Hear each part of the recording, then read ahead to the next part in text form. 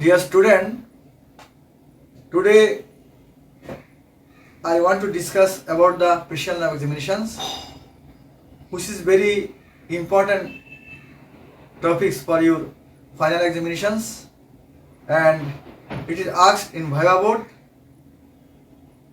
and as well as your clinical examinations. Before discussion about the facial nerve, I want to say something about the course of the facial nerve.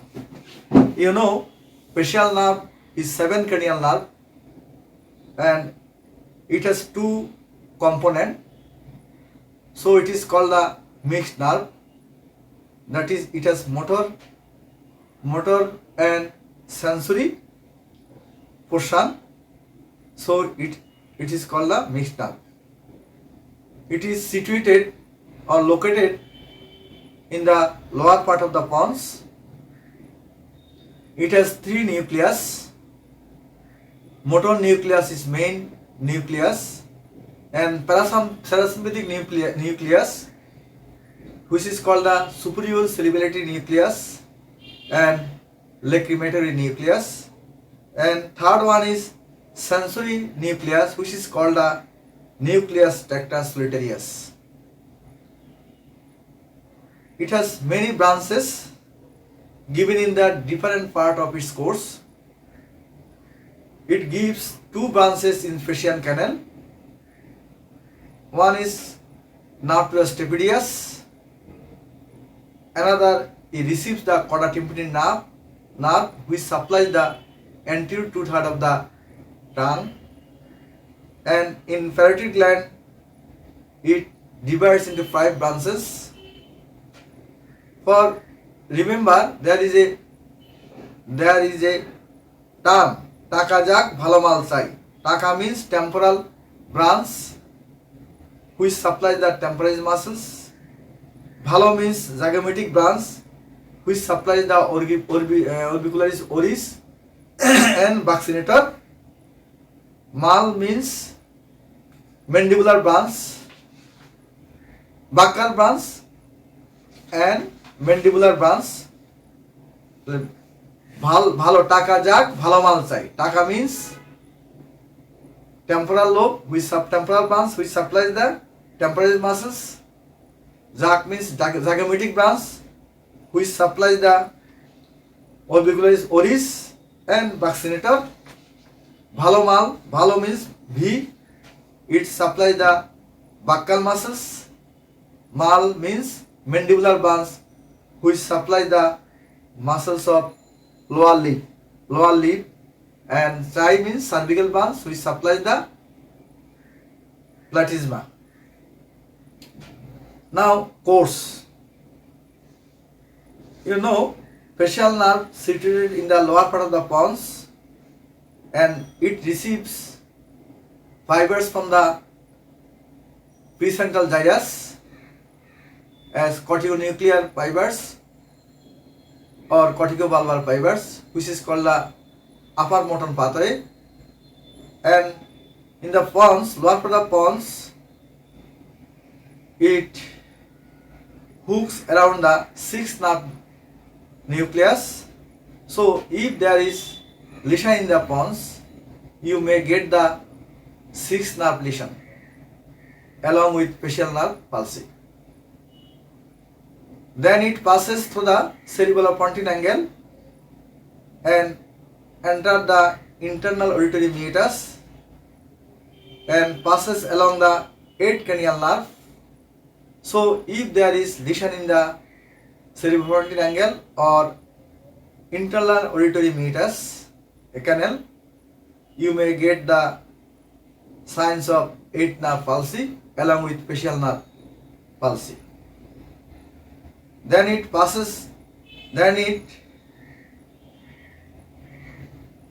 enter into the facial canal, and after entering the facial canal, it gives branch to the nervus stapedius and receives the chorda tympani nerve which supplies the anterior 2/3 of the tongue. So if there is any lesion in the facial canal, you may get the two collateral signs, such as if paralysis of the nerve stapedius, it gives rise to hyperacusis, and if lesion of the quadritemporal nerve, there is loss of taste sensation in the anterior two-thirds of the tongue. From facial canal, it enters into the stylomastoid foramen and then enter into the parotid gland, give rise to 5 branches in the parotid gland, which is called the zygomatic branch. Number 1, Takajak, Bhalomansai zygomatic branch, and temporal branch, buccal branch, mandibular branch, and cervical branch. And this supplies the muscles of facial expression. Now, what are the causes of facial nerve palsy?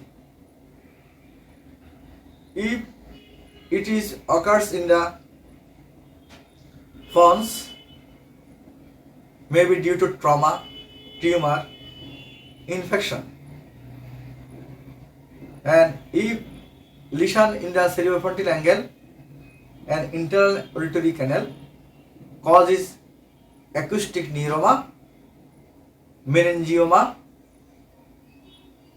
neurofibroma, herpetic lesion of the geniculate body, and middle ear infection, that is chronic subpulmonary otitis media, and facial canal or stylomastoid foramen causes of lesion of the facial nerve, usually viral infections such as herpes simplex virus, varicella zoster virus, and others cause are mastoiditis, chronic subpulmonary otitis media. And if facial nerve palsy occurs in the parotid gland, cause is usually traumatic such as forced delivery, trauma, and parotid neoplasm, sarcoidosis. Sometimes we ask the question in the Viva board, what are the causes of bilateral facial palsy? Number 1, Guillain-Barré syndrome. Number 2, myasthenia gravis. Number 3, congenital, that is Mobius syndrome, that is the congenital absence of the facial nerve nucleus, and Lyme disease. Lyme disease. Now, how can you test the facial nerve? You know, upper part of the face is bilaterally innervated and lower part of the face is unilaterally innervated. So, if upper motor type of lesion, that is supranuclear lesion, corticonuclear or corticobulbar lesion, only lower part of the face is affected, upper part of the face, that is wrinkle of the forehead, is normal, eye closure is normal, and no loss of nasolabial fold. But in lower motor type of palsy, there is both upper and lower part of the face is affected. Now, how can you examine the 7 cranial nerve? First of all, you look at the face. Is there any asymmetry? Is there any eye opening? Loss of nasolabial fold present or not? Lacrimation or salivation present or not? So these are the inspection. Now, how can we examine the motor function of the facial nerve?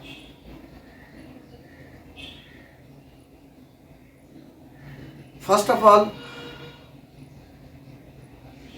you ask the patients to wrinkle the forehead by looking at the ceiling or raising the eyebrow. If able to wrinkle the forehead, it indicates either normal or there is upper motor type of facial palsy. But in lower motor type of facial palsy, wrinkling of the forehead is absent. This wrinkling of the forehead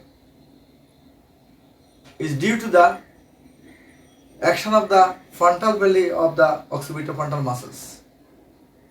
So, if patient cannot unable to wrinkle the forehead, lesion of the frontal belly of the occipital muscles, then you ask the patient to close the eye forcefully. Then you try to open the eye. Normally, it is difficult, but in facial nerve palsy, patient cannot close his eyes. That is, eye is open. Then we examine the mouth by asking the patient, show your teeth. That is, show your teeth. Show your teeth to see the deviation of the angle of mouth. Normally, no deviation. But if deviation of the mouth, it thinks that there is facial nerve palsy, and usually deviation towards the healthy side. This angle of mouth is maintained by the levator angulioris. So, if patients has deviation of angle of mouth, there is problem in the levator angulioris. Next exam, you ask the patient to inflate the mouth with air. That is, and you gently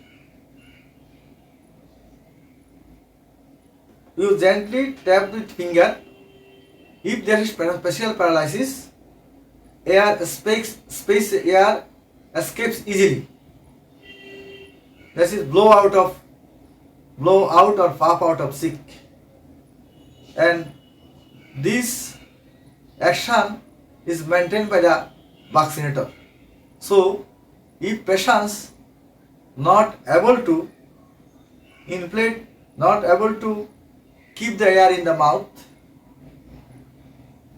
so there is problem in the vaccinator muscles. Now, third test is whistle or burst out. It is done by the action of the orbicularis oris. So, if there is paralysis of the orbicularis oris, patient cannot whistle or burst out.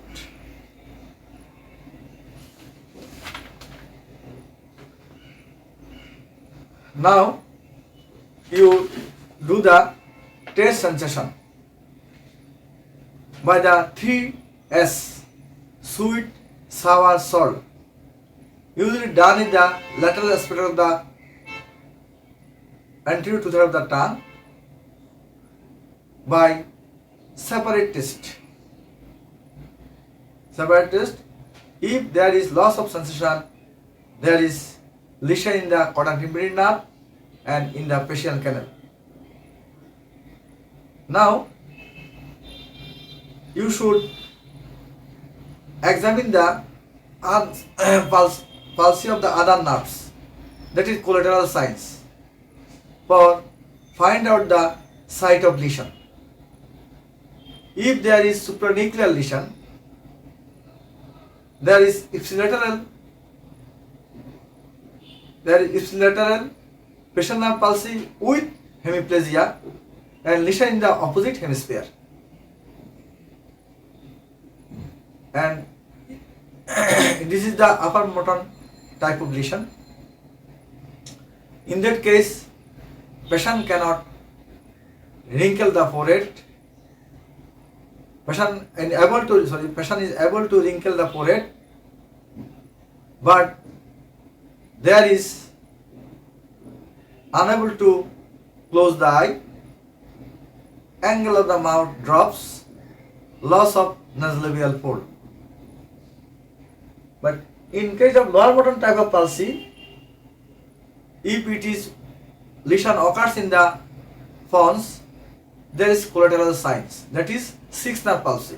You know, lower part of pons, facial nerve origin and passes along the hook around the sixth nerve. So if there is lesion in the pons, it may involve the sixth nerve, that is adjacent nerves. You know, the action of the adjacent nerves is deviation of eye, lateral deviation of the eye. But if there is lesion in the sixth nerve, there is convergence squint due to unopposed action of the medial rectus muscles. So if there is lesion in the pons, you get the same-sided facial nerve palsy with same-sided sixth nerve palsy.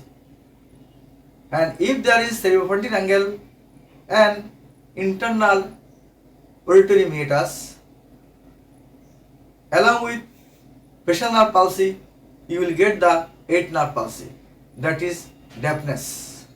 So if patient present with deafness along with same-sided facial nerve palsy, lesion in the cerebropontine angle or internal auditory canal. Now, if lesion in the facial canal, you know, before entering the facial canal, it passes to the geniculate ganglia.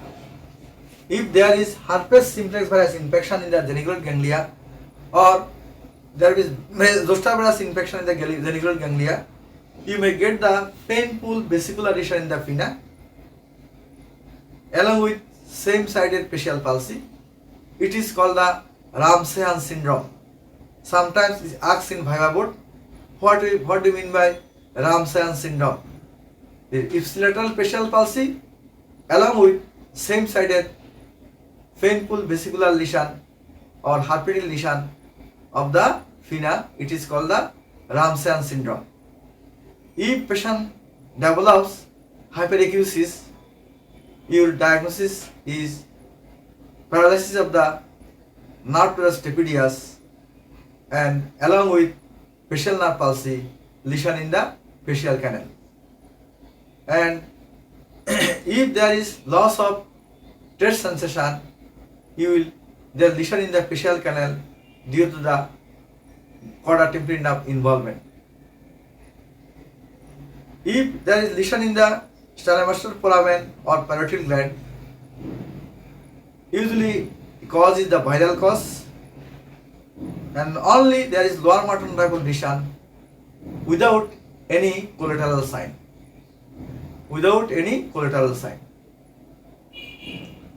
এখানে কোনো অন্য নার্ভের কোনো palsy থাকবে না, শুধুমাত্র facial nerve palsy পাওয়া যাবে। ফেশিয়াল নার্ভ পালসি কি পাওয়া যেতে পারে সেখানে, যে lower motor type of facial nerve পালসির সবগুলো সাইন আমরা পাবো। And sometimes it is also called the Bell's palsy. So if we remember the test of the facial nerve, first of all we ask the patient to wrinkle the forehead in this way, this wrinkle of the forehead. If patient is able to wrinkle the forehead, patient may be normal, or there is lesion of the upper motor type of palsy if there is lower part of face is involved. Then we ask the patients to close the eye forcefully in this way. and we try to open the eye to see the strength of the muscles. In facial nerve palsy, patient cannot close his eyes due to paralysis of the orbicularis oculi muscle. Then we ask the patient, show your teeth in this way to see the deviation of the angle of mouth. If there is paralysis of the facial nerve palsy, angle of the mouth deviates to the healthy side, and this deviation of mouth depends on the function of the levator anguli oris. Then we ask the patients to blow out the cheek. They inflate the mouth with air in this way. If you tap the finger, air is easily blown out. And this action is usually maintained by the vaccinator muscle. Then we ask the patient to whistle or purse out. If patient not able to do this, there is paralysis of the orbicularis oris. And last, we do the taste sensation by the salt, sour and sweet lateral aspect of the anterior tooth of the tongue. And in this way, we examine the facial nerve. In Viva board, you may ask the what is Bell's palsy. You know, Bell's palsy is the lower motor type of facial palsy without any collateral sign. Without any collateral sign means অন্য কোনো নার্ভের এখানে involvement থাকবে না। So it is acute unilateral lower motor type of facial palsy not associated with other cranial neuropathy or brainstem dysfunction. তাহলে only এটা কি হবে, lower motor type of facial palsy থাকবে, এখানে কোনো আদার কোনো ক্রেনিয়াল নার্ভ ইনভলভমেন্ট থাকবে না বা ব্রেন স্টেম ডিসফাংশন থাকবে না। Usually in paediatric age group it occurs usually less than 10 years of age, and female are more common. Usually unilateral facial nerve palsy, site of lesion usually occur in the facial canal and trilemmastoid foramen, and cause is usually viral, and symptoms usually patients there is asymmetry of the mouth, asymmetry of the face, that's a deviation of angle of the mouth towards the opposite side, unable to close the eye, and there may be facial pain or numbness, watering of the eye or drooling of the eye. Sometimes you may ask for the other nerve involvement to exclude the Bell's palsy, such as taste sensation, hyperacusis, and other cranial nerve neuropathy. And also you should take the preceding history of viral infection, usually 2 weeks back, such as herpes zoster virus infection, herpes simplex virus infection, mumps virus, mycoplasma, and Lyme disease. And you should take the history of Otteris media, trauma, and physical examination. You should examine the facial nerve, which I described earlier. And how can you treat the patients? You treat the patient usually supportive sometimes we give the patient steroid prednisolone for 2 weeks. Initially 1 milligram per kg per day for first week, then tapered over the 1 week. And plus oral acyclovir for herpes simplex virus infections. And mouth care, eye care should be maintained. And also you should search for the other causes. If there is Ramsay syndrome, that is vesicular eruption of the pinna along with same-sided facial nerve palsy, you will get the acyclovir. You should give the acyclovir for 10 days.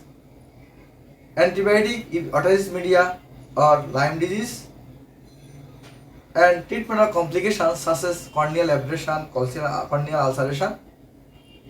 And of course, you should counsel the parents about its course, nature and prognosis.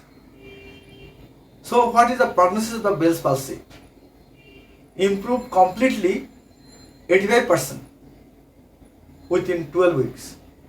85% completely improve within 12 weeks.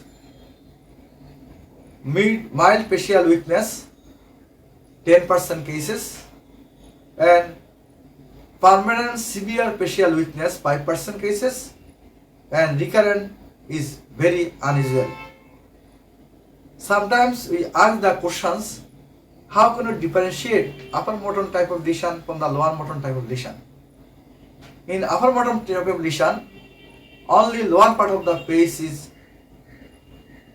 involved, but wrinkle of the forehead is normal due to bilateral innervation. But in lower motor type of palsy, both upper and lower motor type of lesion, that is, patient is unable to wrinkle the forehead along with other signs.